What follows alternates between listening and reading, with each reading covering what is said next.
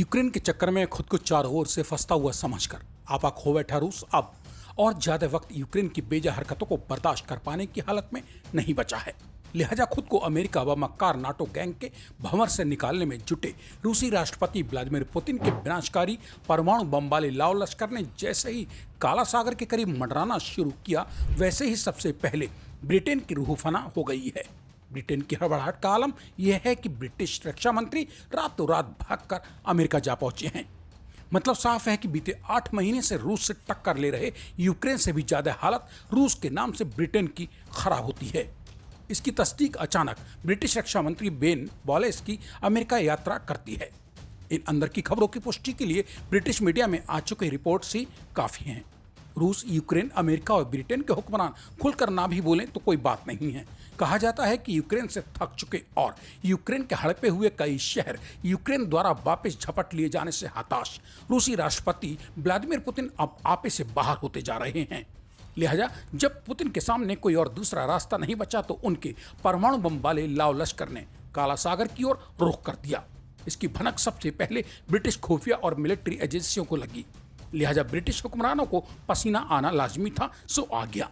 क्योंकि नाटो देशों के गैंग और अमेरिका की ओछी सियासत के चंगुल में फंसे यूक्रेन को तो अभी अपना ही अच्छा भला बुरा समझ नहीं आ रहा है। तो भला ऐसे में ब्रिटेन कैसे अपनी आंख कान नाक बंद करके बैठा रह सकता है? क्योंकि यूक्रेन से कहीं ज्यादा पैनी नजर से तो ब्रिटेन जानता समझता है कि काला सागर में पहुंचे रूसी परमाणु बम लाव लश्कर का क्या होगा। अगर बेजा इस्तेमाल पुतिन ने कहीं इन सबका कर डाला तो उससे न केवल पश्चिम के कई देशों की अपितु तबाही ब्रिटेन में भी मचने की पूरी संभावनाएं बनेंगी। वाशिंगटन पहुंच चुके ब्रिटिश रक्षा मंत्री सर्वप्रथम अमेरिका में अपने समकक्ष से गहन गुप्त मंत्रणा करने में जुटे हैं। उसके बाद अगर उन दोनों को मुनासिब या जरूरी महसूस हुआ तो वे अमेरिकी राष्ट्रपति जो बाइडेन से भी सलाह मशविरा कर सकते हैं।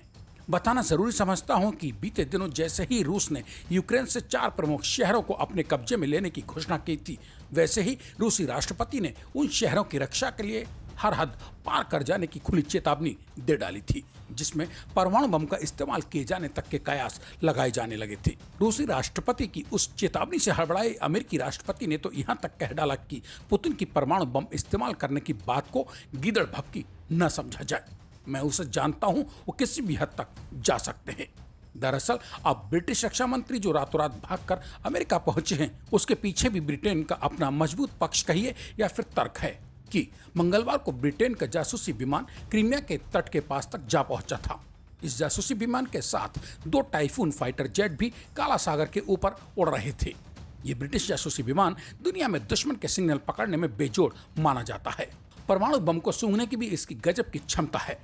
बस जैसे ही इस जासूसी विमान से हासिल चौंकाने वाली जानकारियां ब्रिटिश एजेंसियों तक पहुंची, ब्रिटेन के हुक्मरानों की हालत खराब हो गई। क्योंकि वे खुद पर तो शक कर सकते हैं एक बार को, मगर अपने इस काबिल जासूसी विमान पर वे शक करने को राजी नहीं हैं। रूस और यूक्रेन की जंग के बीच पसीने से तरबतर हुए पड़े ब्रिटेन की बुजदिली को लेकर TV9 डिजिटल के लिए संजीव चौहान की खास रिपोर्ट।